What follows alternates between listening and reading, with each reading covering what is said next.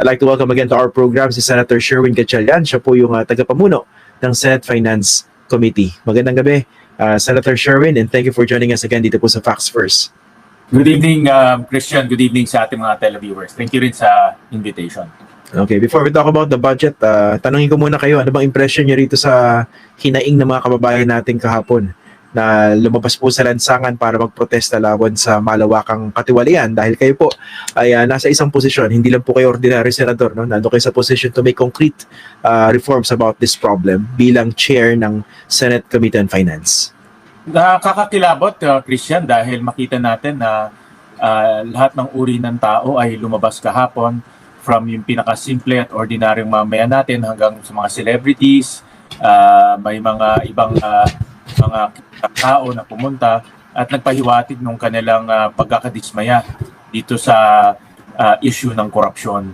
At although nabahidan lang ng hindi magandang pangyayari doon sa may Mendiola, no, may mga tawag nga nila anarchist o nanggugulo, pero generally makikita naman natin na ang tao talaga ay dismayado dito sa mga nangyayaring korupsyon.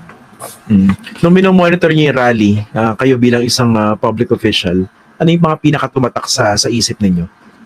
Well, Christian, napakagandang tanong yan. No? Nung pinapanood ko kahapon, ngayon bilang chairman ng Finance Committee, ang unang pumasok sa isip ko ay paano nating mahihinto at hindi na mauulit to sa 2026 budget. Kaya pinag-aaralan namin mabuti kung paano ba nangyari ito. At ang aking direksyon ay hindi maulit to sa 2026 budget dahil kung mauulit lang to, kung ma-reincarnate to sa 2026 budget, siguradong tuloy lang ang ligaya ng mga tiwaling opisyal. Kaya talagang rini-review namin isa-isa at sisiguraduhin namin na hindi na ito maulit sa 2026 budget. Okay, when you say ito, what specifically are you referring to po? Anong problema po sa budget? Well, so far, ang mga lumalabas ngayon ay itong flood control projects. Nakita ko kasi, Christian, pinag-aaralan ko bakit naging paborito ng mga tiwaling opisyal ang flood control. At sinubukan namin, actually sinubukan ng team namin, ako sinubukan ko rin. Napakahirap talagang makita with your own eyes kung nasaan itong flood control project. Bigyan kita halimbawa, no? Pag eskwelahan, makikita mo kaagad. Pag kalsada, madadaanan mo. Pero yung flood control, nasa liblib na lugar. Karamihan pa nga na napuntahan ng team namin, walang mga tao at kailangan magbangka ka pa. So, kung hindi mo pupuntahan, hindi mo talaga makikita. So, kaya naging paborito ng mga tiwaling opisyal ang flood control dahil walang nakakakita at walang pupunta doon. So, pero hindi naman ibig sabihin masama, no? Nakakita lang sila ng butas para abusuhin itong flood control projects at yun na nga ang ginawa nila over the many years. Kaya yun ang aming focus ngayon, no? Siguraduhin na yung mga infrastructure na i-recommenda sa 2026 budget ay legitimate. At natutuwa ako dahil yung sinabit sa amin ng DPWH, wala ng flood control projects eh. Tinanggal na nila. Lahat, as in lahat? As in lahat, no? So from 900 billion, bumaba to about 600 plus billion. At tinanggal nila lahat ng flood control projects doon. Pero hindi ibig sabihin na ibang mga projects wala rin ganon. So tuloy pa rin yung review namin sa mga roads, bridges, multipurpose buildings, at iba pa. Okay, yung nabanggit nyo, tinanggal nila because of public pressure, I suppose. Pero paano yung mga lehitimong lugar na talagang binabaha at kailangan ng flood control projects? Hindi ba unfair naman sa kanila yon na dahil yung ibang proyekto, pinagkakitaan, ninakawan ng mga politiko o contractor, ngayon madadamay sila. Paano po yun? Tama ka dyan, Christian, na collateral damage yung mga lehitimo naman. Hindi naman natin sinasabi nga lahat ay masama. No? May mga pinuntahan kaming mga, for example, flood pumps na legitimate naman. May pinuntahan kaming mga dikes na legitimate naman. Pero alam mo, ang flood control ay merong 4,000 line items. Eh. So, sa ngayon, hindi natin masigurado whether itong 4,000 line items ay totoo o hindi. At pangalawa, kung effective o hindi. Actually, linabag nga ng DPWH at ng DBM yung sarili nilang mga circulars kasi nakasulat sa circular ng DBM na bago pondohan, dapat shovel ready. Pag tinignan mo yung kanilang circular, yung ibig sabihin ng shovel ready, unang-una may feasibility study. Pangalawa, dapat may detailed engineering. Pangatlo, dapat may coordination sa local government. All of which, lahat yun, hindi present dito sa mga flood control projects na itong nakikita natin, yung mga ginagawa at nakikita natin ngayon. Itong the fact na tinanggal yung flood control allocations on the part of the DPWH, pero may assurance ba na wala magiging reincarnation yan o revival pagpasok niyan doon sa mismong budget process sa Kongreso, sa Senate at saka sa House? Dito kami sa Senate, and I can majority naman nakausap ko, no? I can speak with a lot of confidence na majority sa amin, halos lahat na nakakausap ko, ayaw na nila ng flood control, at least for now. Meron pang 350 billion pesos na hindi pa nagagastos from previous years for flood control. Kaya kahit nawala for 2026, meron pa namang mga construction na gagawin to dahil may mga natitira pa. Pero karamihan ng mga senador na nakuusap ko na nag-agree sila kasi ang unang proposal ko tanggalin talaga lahat at ilagay sa education. Lahat naman sila ng nakakausap ko agree. Ngayon kung tama ka, no, dahil ang budget process hindi lang Senado, meron pang Kongreso yan. So dalawa kami ang dapat mag-reconcile niyan. At least sa amin, no, sisiguraduhin namin na hindi na makakapasok yan sa 2026 budget. Sa estimate niyo, Senator, kasi may mga nagtatanong sa akin, sinasabi, magkano ba kaya yung ninakaw talaga rito sa flood control allocations na ito? Sinasabi ng iba, billion-billion. Sinasabi ng iba, baka sumampa na sa trillion. Ang sinasagot ko, hindi pa natin alam yung ceiling eh. Kasi hindi pa natin alam gaano katindi nakawan dito.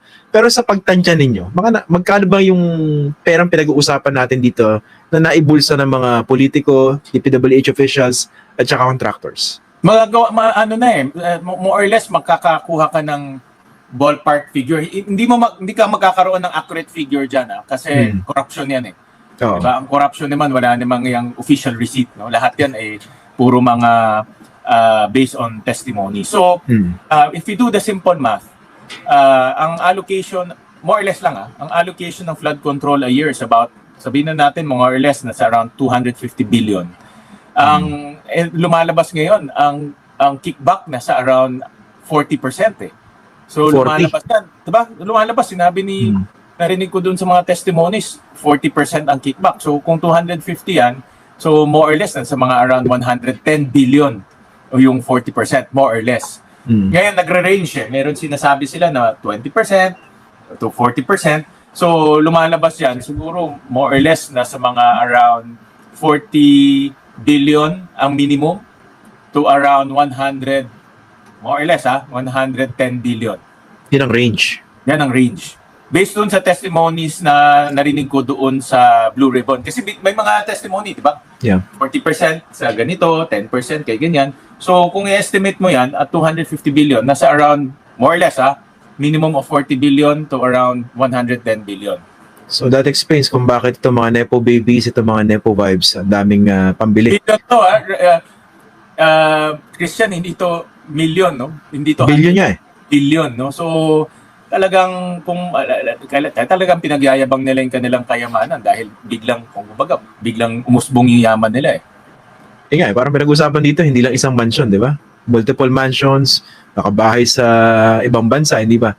Correct. Yun ang mga So, hindi pa natin pinag-uusapan dito yung ghost project kasi parang lumalabas sa mga testimonies na marami ring ghost project. Pag ghost project, ibig sabihin 100% binulsa. So, hindi pa natin nakukuha nun, no? So, ilan line items pa lang nakikitang ghost project. But definitely, ang bottom line, may corruption. Finally, Senator, dito sa binabanggit niyo na pagbabago dito sa 2026 national budget, yung pagbura doon sa lahat ng flood control projects, I suppose medyo may mga umiiyak dito kung sakasakali. May mga naririnig ba kayong gano'n lumalapit na medyo, Senator, baka naman pwedeng pag-usapan yan.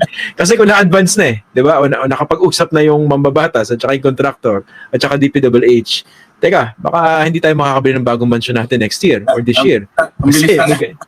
Ang bilis ng isip mo, yun nga naisip ko rin. Sabi ko kung meron talaga, yun nga, no? Allegation ng mga advances, talagang maraming iiyak o pipilitin nila ipasok yung kanilang mga projects. Yan pa is something that we have to see. To be honest, hindi ko pa nakakausap yung aking counterpart sa House about itong issue na ito. Pero yan ang isang bagay na dapat namin pag-usapan. Dahil kung ipipilit nila, assuming lang, ipipilit. Tapos ang sabi ng Senate, hindi, ayaw na namin ng flood control, magkakaroon ng impasse, madedelay yung budget. Oo. Okay. Pero sabi Tsaka naman ng Pangulo, di ba, sabi niya naman na ready siya Reenacted. mag-reenact budget basta kung hindi ito naayon sa national direction. expenditure program. Pero ang reenacted budget prone din sa corruption eh. Meron ring pwede ring ma-abuse actually. Di ba? Abuse. Kasi yung So- savings doon pwede mo ilagay sa MOE. Oo. So it's not necessarily a better option, di ba? When it comes And also to budgeting. economically it's not good for us kasi government is about 20% of our economic growth. So mawawala ka agad yun. So but Saka iba yung mga targets before na kinonsider kumpara sa targets ngayon. yeah. But I think ang bottom line naman dito yung rally kahapon. Ang budget natin dapat nakatuon doon sa hinaing tsaka sa sigaw ng taong bayan kahapon. Hindi tayo pwedeng gumawa ng budget na taliwas doon sa sinisigaw ng taong bayan. Kaya kami, ako personally at yung mga senador, hindi namin papayagan na maulit yung mangyari noong 2025 and beyond. Kasi yan talaga ang sigaw ng taong bayan kahapon eh.